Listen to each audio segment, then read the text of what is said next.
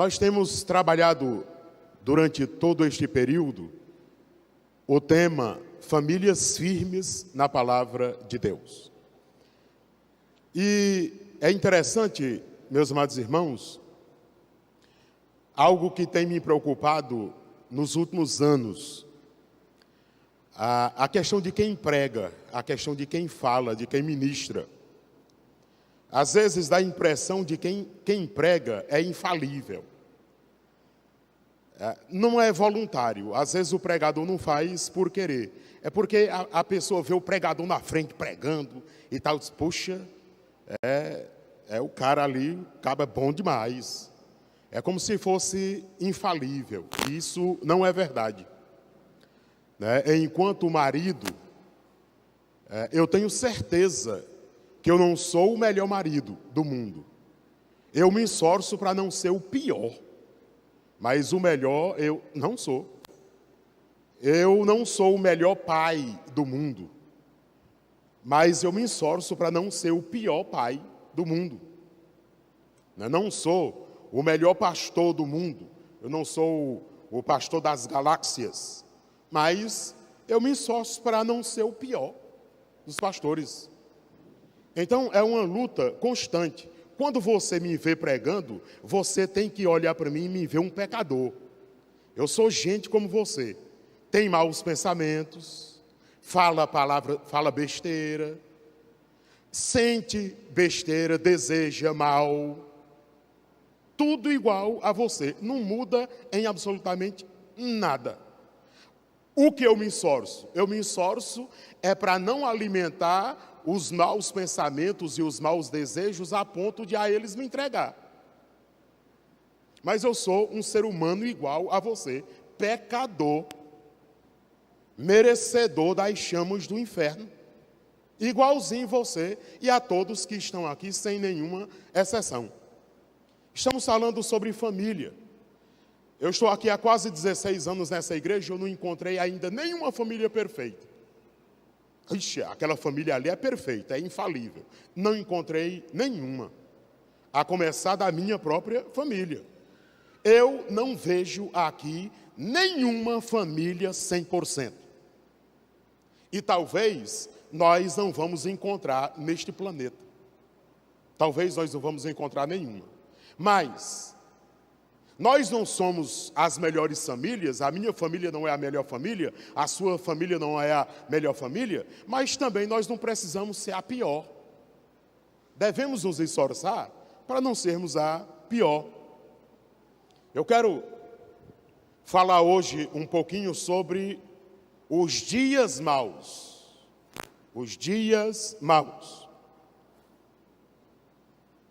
O colapso moral.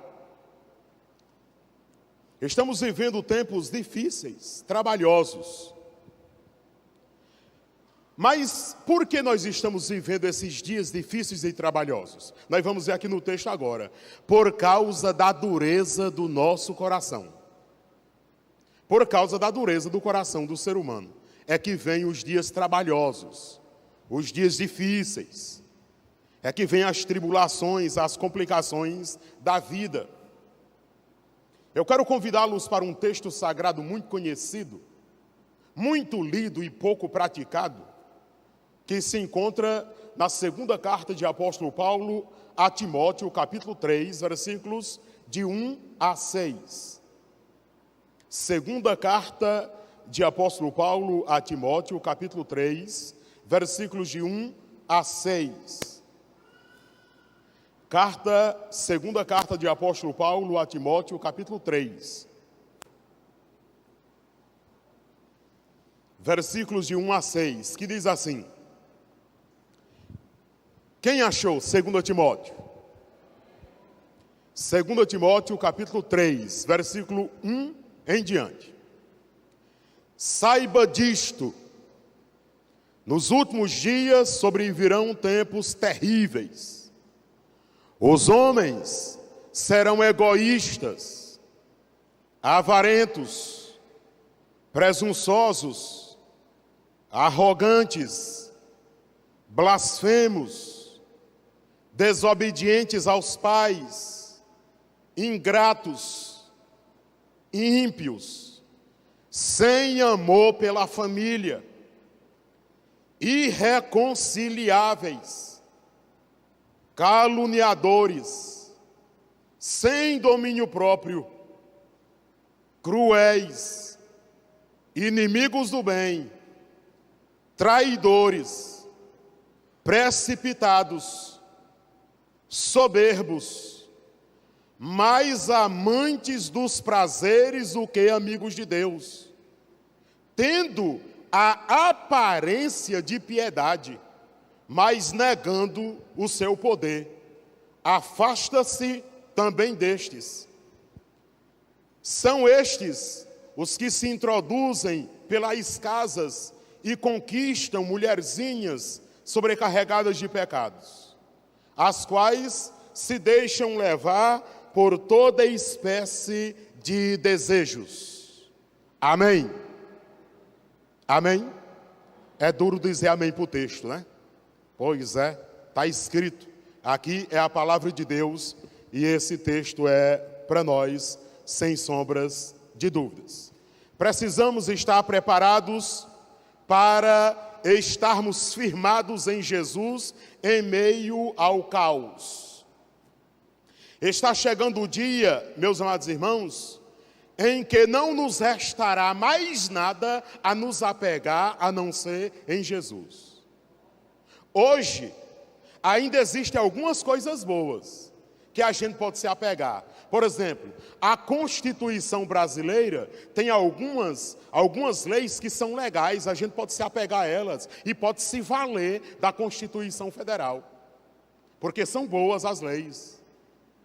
Nós temos o Código Penal, nós temos aí uma série de coisas legais que a gente pode se apegar a elas. Nós temos os valores familiares que a gente aprendeu de berço, a gente pode se apegar a eles. A gente tem tradições religiosas, que a gente pode se apegar a elas, e pode se valer delas, e elas podem ajudar em alguma coisa, para nos manter de pé. Mas, meus amados irmãos, está chegando o dia, e não vai demorar, em que tudo isso vai se acabar. E só vai nos restar Jesus Cristo, apenas Jesus Cristo. Estamos caminhando para dias tão difíceis, mas tão difíceis, que nós iremos olhar para os montes e iremos perguntar de onde nos virá o socorro, e a nossa resposta é uma só: o nosso socorro só vai vir do Senhor.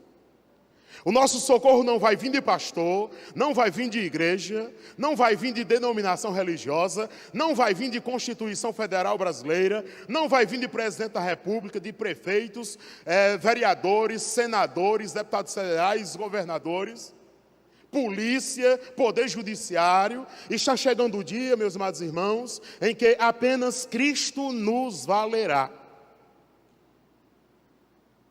E quem não se apegar a Cristo estará perdido eternamente.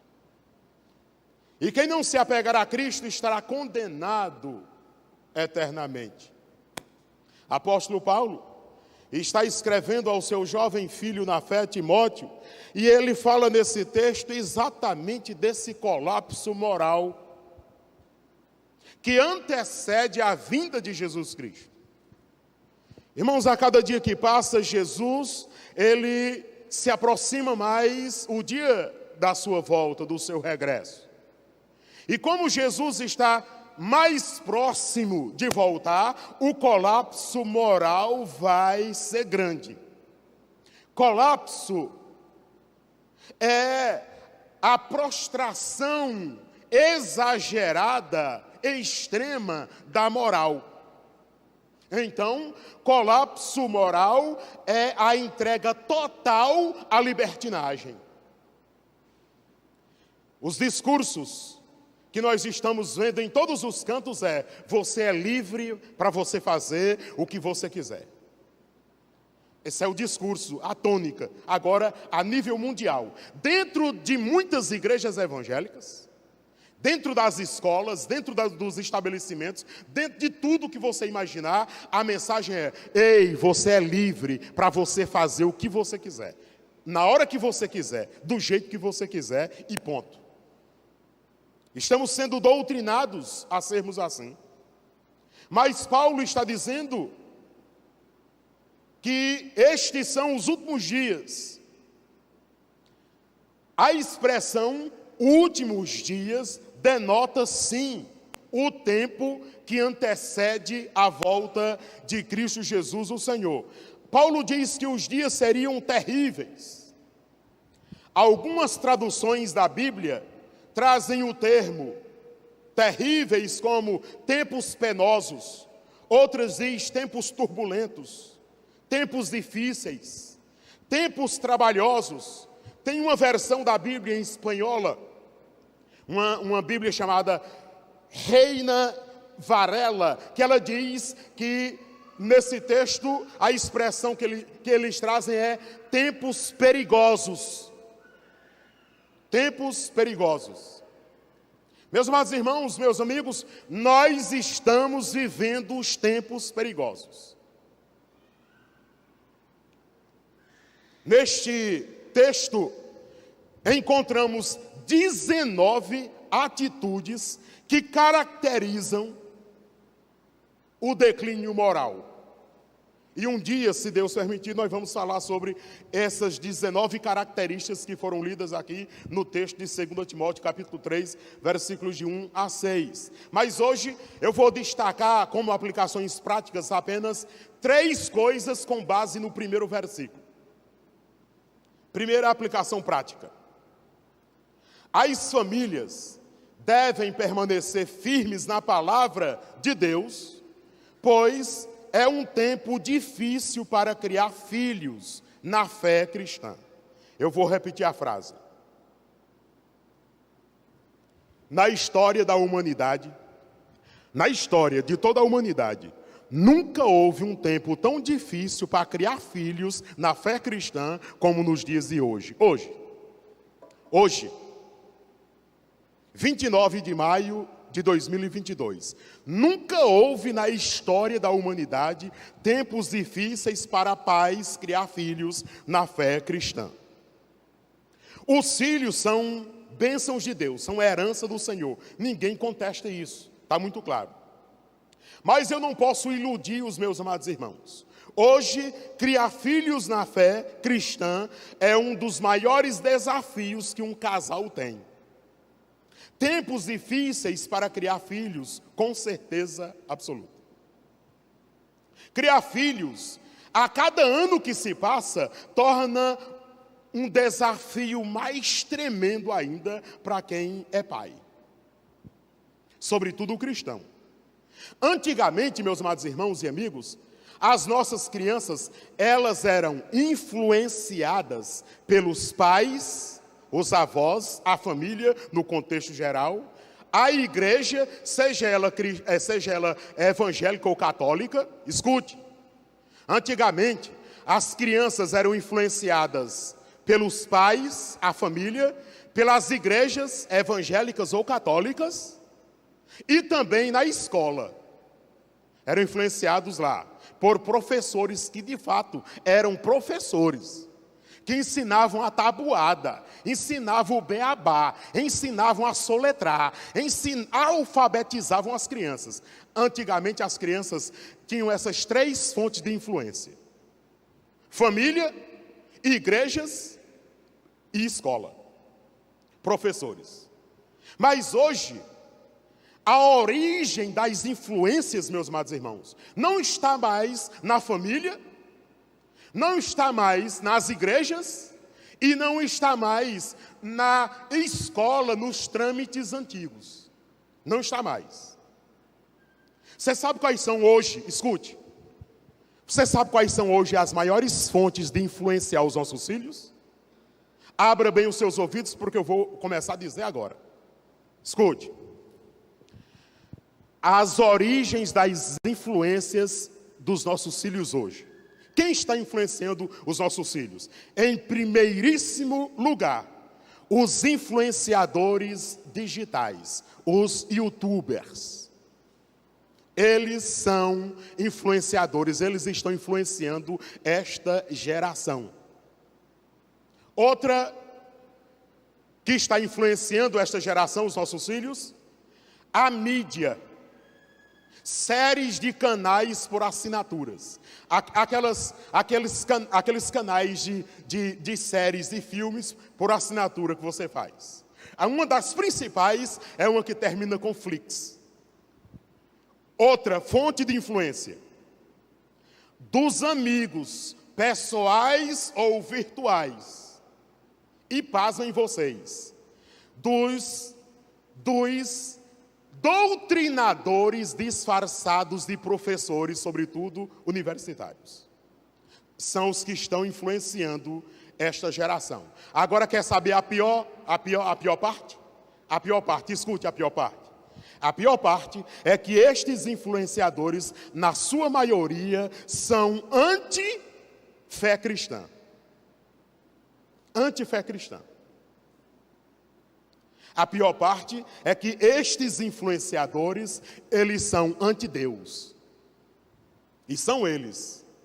E é lá que os nossos filhos estão bebendo. É lá que as nossas crianças, adolescentes e jovens estão bebendo. Nestas fontes, bem aqui, que são anti-Deus. Então, como nós podemos criar filhos que sejam firmes na palavra de Deus? Agora, chega uma certa idade que não tem mais jeito. Acabou. E eu nem sei mais se a partir de 3 anos de idade você vai poder influenciar seu filho. Aprendendo com as personagens bíblicas ainda quando o filho estiver na barriga.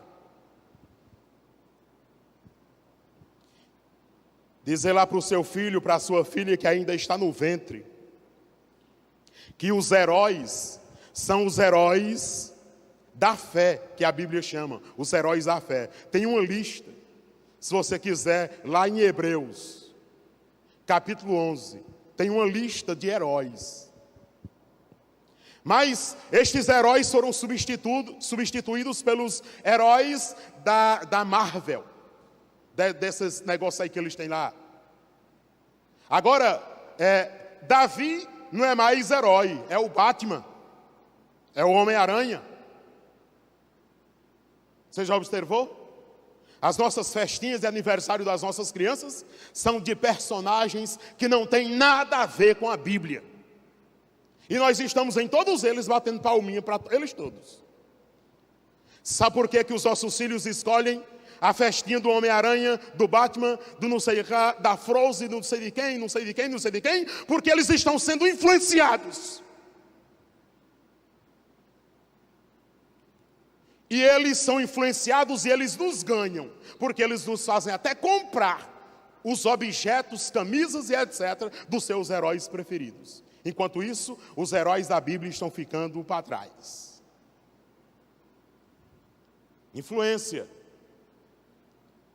É isso que está acontecendo com os nossos filhos hoje. E eu queria ter um tempo mais para falar, mas não posso falar porque eu tenho um horário a cumprir. Em segundo lugar, da aplicação prática. As famílias devem permanecer firmes na palavra, pois é um tempo difícil para manter o casamento.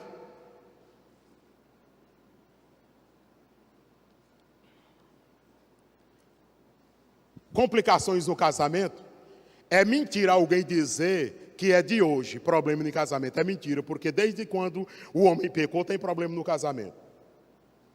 Agora, indiscutivelmente, até porque a população mundial está maior, é muito óbvio. É muito óbvio. Tem mais separações, mais divórcios hoje, porque a população, evidentemente, é maior. Mas, meus amados irmãos, se tem um tempo difícil para manter um casamento, é hoje. Não entenda como uma profecia maléfica, maligna. Ou o que é que Deus está querendo dizer? Não, escute. Provavelmente, a maioria dos casais que têm menos de 50 anos não terminarão o seu casamento até que a morte os separe e vão se divorciar. Provavelmente a maioria. Por quê? Porque os ataques ao casamento estão sendo intensos. Os ataques ao casamento entre o homem e a mulher está sendo terrível, meus amados irmãos. Tem um texto aqui na primeira carta de apóstolo Paulo a Timóteo, no capítulo 4, versículos de 1 a 3, e eu peço que depois vocês vejam lá o que diz o texto sagrado. E aqui nesse texto Paulo se refere ao asceticismo, ao gnosticismo, correntes que pregavam já naquela época uma espécie de dualismo entre corpo e alma, alma e espírito, associado isso a relações sexuais e no contexto do casamento como algo pecaminoso. Os maiores tabus em relação à vida sexual de um casal hoje é por conta de preceitos e ideias religiosas impregnadas na nossa mente, porque nós aprendemos desde criança que sexo é coisa suja.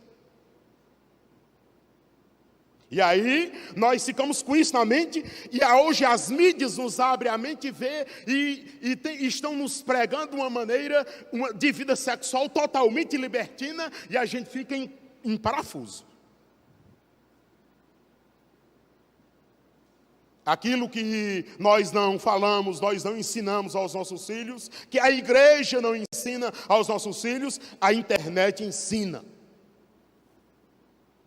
E ensina da maneira mais suja que você possa imaginar.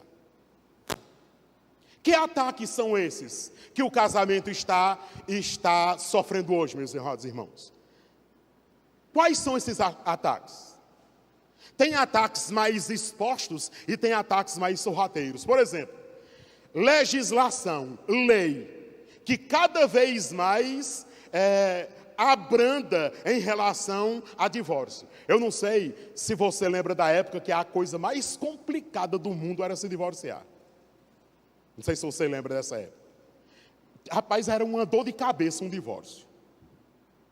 Hoje em dia, a pessoa vai lá e tal, não precisa nem o outro estar presente. Então está aqui, assim, pronto, acabou. Está tudo simples. Em menos de um dia você resolve um divórcio. Se você resolver divorciar amanhã, 8 horas da manhã você se prepara e vai no fórum, vai sei lá onde, vai em algum lugar lá e você vem com o divórcio. O papel do divórcio na mão. Hoje, amanhã mesmo. Ataques ao casamento. A banalização do divórcio. Nós já achamos normal. Irmãos, olha, esse negócio do divórcio está tão normal, está tão corriqueiro, que uma grande parte dos pastores que você vê no tal do YouTube, sei lá onde pregando, a maioria deles, eu não estou dizendo todos, a maioria deles estão no 2º, 3º casamento. Pastores. A maioria das músicas que você curte eu ia dizer Walkman, não existe mais Walkman não, né? No seu fone de ouvido, a maioria das músicas que você diz que é gospel, que música boa, letra bonita, aquele cantor que canta aquela música está divorciado 2, 3, 4 vezes. Tem relacionamentos extraconjugal. A maioria deles. Isso dos que saem na mídia. Dos que saem na mídia. E os que não saem na mídia. Estão lá, estamos adorando essas pessoas. E estamos, não, isso aí não está em nada não deu certo, é isso mesmo. É isso mesmo, não tem problema nenhum não. Uma pergunta se faz necessária. Como tornar firme o seu casamento na palavra de Deus? Encarando o casamento como um pacto sagrado aos olhos de Deus. Se a gente não pensar assim, meus amados irmãos, estamos aniquilados. Segundo lugar, ter a Bíblia como manual para a relação conjugal, para o relacionamento conjugal. Buscar a direção de Deus através do Espírito Santo para nos iluminar, porque se ficar só nas nossas ideias e nas ideias das fontes que nós estamos bebendo hoje, não vai dar certo não. Agora, meus queridos, fazendo assim, há uma possibilidade de nós termos um casamento até que a morte separe. Agora também, eu preciso dizer um negócio aqui para você. Quem está comigo ainda? Amém? Quem está comigo? Agora escute. Você, mulher, você, homem, você pode fazer tudo certinho. Tudo como manda o figurino, tudo como manda as escrituras. Agora, se o teu cônjuge resolver não te querer mais, não tem Deus do céu que vai fazer ele ficar com você, que vai fazer ela ficar com você. Eu vou repetir a frase. Isso aqui não é invalidando a palavra de Deus, não. Isso aqui não é menosprezando a palavra de Deus, não. É sendo real, sendo realista. Sendo realista. Você pode fazer tudo direitinho. Você, mulher casada, você, homem casado, pode fazer tudo bem direitinho, tudo ajeitadinho, tudo bacaninha.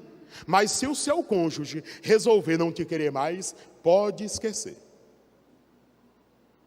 Porque a Bíblia diz com clareza: quando dois não andam em acordo, é impossível andarem juntos. Não tem como. Ah, mas eu não fiz nada e ela me tratou assim, e ela fez isso, e ela fez aquilo e tal, e eu fazendo tudo direitinho. Ah, ela não quis mais não? Pois então, bestão. Ela não vai te querer mais.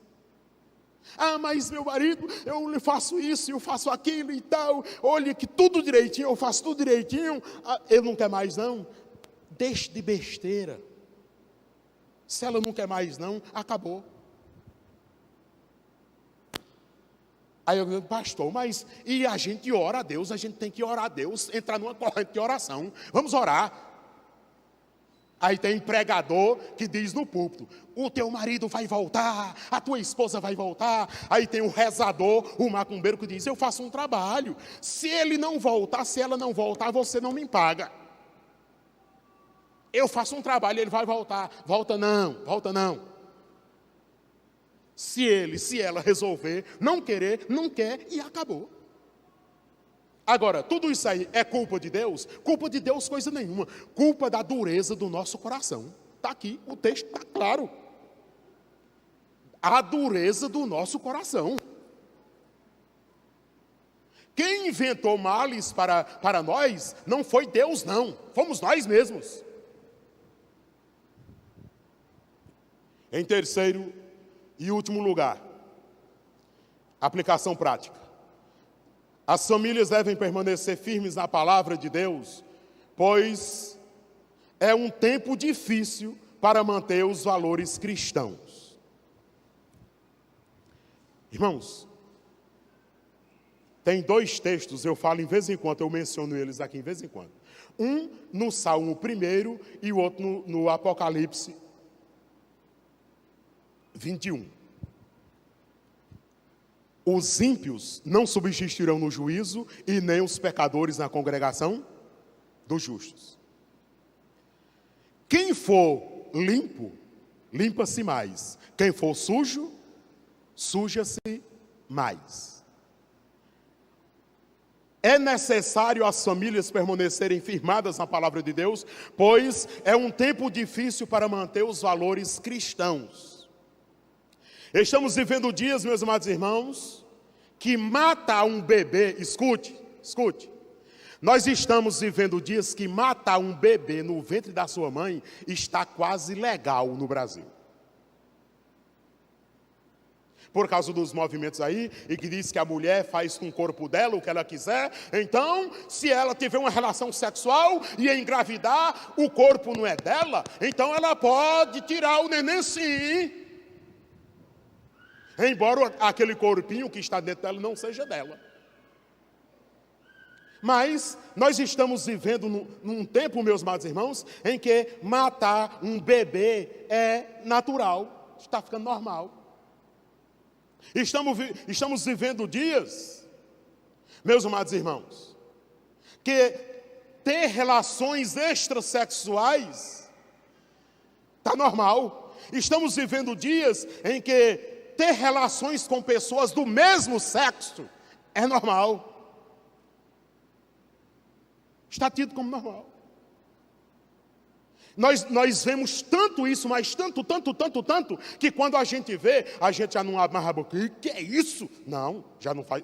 Ninguém mais se assusta. Ninguém mais se assusta. Já não causa mais espanto em nós, não. Estamos vivendo dias em que a ideologia de gênero é incentivada, inclusive nos púlpitos de muitas igrejas.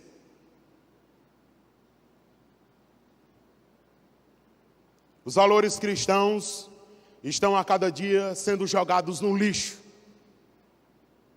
Por quem? Por nós mesmos.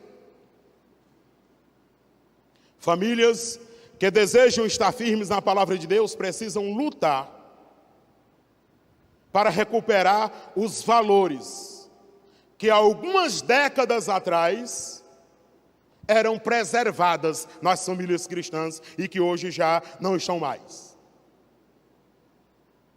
Estamos falando, meus amados irmãos, de coisa séria.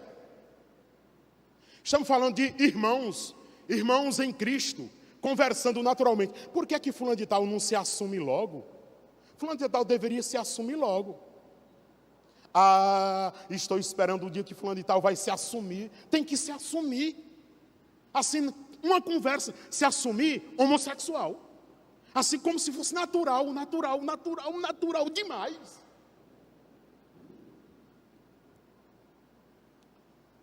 Precisamos lutar para que valores, outrora tidos como princípios bíblicos, inegociáveis, sejam recuperados. Valores como justiça, honestidade, integridade, pureza sexual, respeito às autoridades, respeito aos pais, respeito aos idosos, precisam ser recuperados. Uma pergunta se faz necessária. Por que muitas famílias cristãs estão deixando os valores bíblicos de lado? Influência das universidades sobre os jovens cristãos. Influência da mídia sobre as famílias. Influência do sistema liberalista, que estão impetrando sobre nós todos os dias. Como resgatar esses valores? Meus irmãos, como resgatar esses valores? Eu não vejo uma outra alternativa a não ser voltar aos ensinamentos das Escrituras Sagradas. Voltar aos ensinamentos. Tem uma ideia no nosso meio para tratar os homossexuais como se trata um deficiente, um cadeirante, por exemplo, para tratar os homossexuais como se trata um deficiente visual. E isso eu tenho ficado preocupado. Porque algumas igrejas estão entendendo que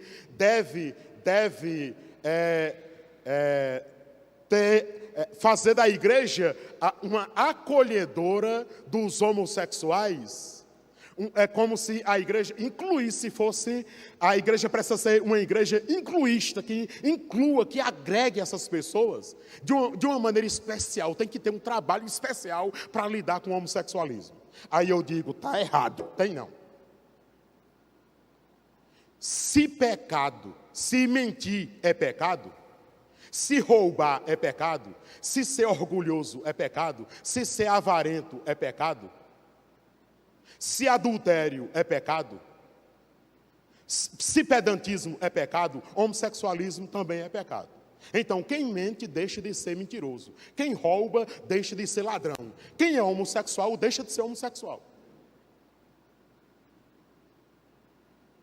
A igreja deve incluir, deve ter acesso a um cadeirante que queira entrar, que tem que ter uma rampa para ele vir. Uma Bíblia em braille, que um cego possa ler. Alguém que faça língua de sinais aqui, a linguagem de sinais, que para um surdo que está no culto, entender o que estão falando porque ele não está ouvindo. Aí é inclusão. Aí é inclusão. Agora, tratar o homossexualismo como... não, tem que... É inclusivo. Tem que ser igreja inclusiva. Tem que tratar de uma maneira especial. Não. O pecado é pecado. É pecado. Do jeito que a Bíblia diz que é pecado mentir, a Bíblia diz que é pecado a prática homossexual. É deixar a prática. É deixar a prática. Se estamos adulterando, temos que deixar de adulterar.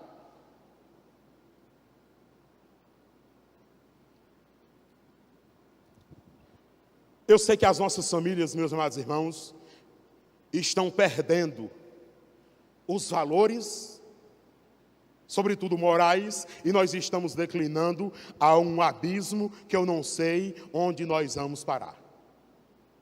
As Escrituras Sagradas precisam ser estudadas, lidas, pregadas, como ela é. Precisamos cultivar, meus amados irmãos, um senso crítico em relação às mídias sociais. Precisamos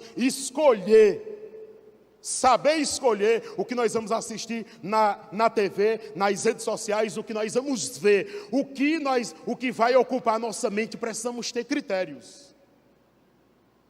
Porque nós já temos uma inclinação natural para o mal. Nós já queremos nos inclinar naturalmente para o mal. Todos nós temos uma inclinação para o que é errado. Isso é natural. Todo pastor, ser humano, tem a inclinação para o que é errado. Ele quer fazer coisa errada. Todo padre, todo religioso, todo crente, todo seja lá o quê, se é ser humano, se é gente de carne e osso, nós temos uma tendência natural para nos inclinar para o que é errado. Agora, como nós sabemos o que é certo e o que é errado? Conforme as Escrituras Sagradas. Quando a gente descobre que está se inclinando demais para o que é errado, a gente deve lutar para não fazer o que é errado. E se tem alguém aqui que não tem lutado, não tem se esforçado para não cometer pecado, eu não sei, talvez aqui já seja o céu. Talvez aqui já seja o céu. Para alguns, eu não. Para mim é tranquilo demais. Eu não tenho inclinação para o mal, coisa nenhuma. Se não tem, você já deve estar aí no céu. Nós temos uma tendência natural de nos inclinar para o que é errado. O que é proibido, o que é errado, nos fascina, nos deixa loucões, malucões. Querendo saber como é que é, querendo descobrir como é que funciona. É exatamente aí onde nós precisamos nos atentar, para nós não nos deixarmos levar até o final.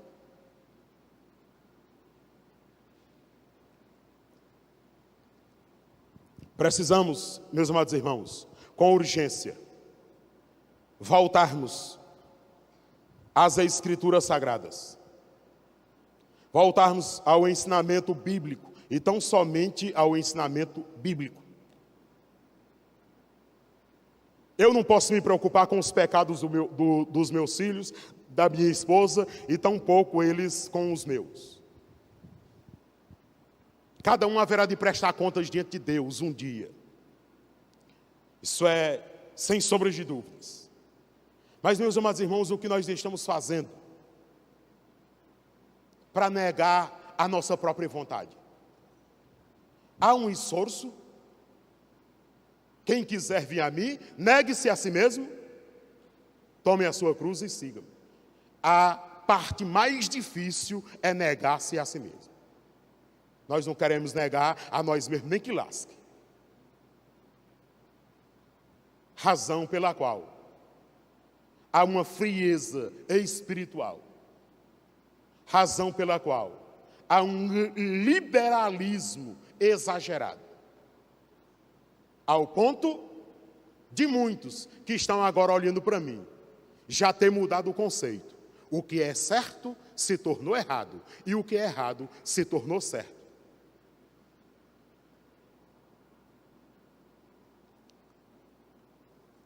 Mas o que é certo continua certo, e o que é errado continua errado. O que nós precisamos é nos arrepender. O que nós precisamos é nos voltar para Cristo Jesus, o Senhor. Eu não sei do que você está precisando se arrepender. Você sabe, eu sei. Eu sei o que se passa em mim. Cristo sabe o que se passa em mim. Cristo sabe qual é a minha luta, a minha fraqueza. Ou você acha que você não tem um ponto fraco? Ou você acha que você não tem uma fraqueza? Ou você tem uma fraqueza. Nem que você não queira reconhecer, mas você tem uma fraqueza. Tem um ponto frágil. E é exatamente aí onde você vai ser atacado. É exatamente na sua fraqueza onde você vai ser atacado. E é exatamente aí onde eu e você devemos nos colocar diante do Senhor e pedir misericórdia. Sabe por quê? Porque está muito claro. Quem pensa estar de pé, cuide para que não caia. Irmãos, eu olho para todos vocês, e vocês devem olhar para mim. Nós todos somos pecadores. Mas eu confesso, eu já disse isso aqui algumas vezes durante esse mês, para tentar mostrar que eu sou humano também, eu sou gente também. Irmãos, olha, nós precisamos reconhecer que é a graça de Cristo Jesus, o Senhor. É a graça. E sem a graça de Cristo, nós estaríamos em plena desgraça. Plena desgraça, total desgraça. Então que reconheçamos que somos frágeis e que precisamos do Senhor Jesus Cristo. E que não existe pecado maior do que outro. Pecado é pecado. É pecado. E as nossas famílias estão no bojo, dentro desse contexto, sem sombra de dúvidas. Vamos orar. Baixe a sua cabeça, nós vamos orar ao Senhor.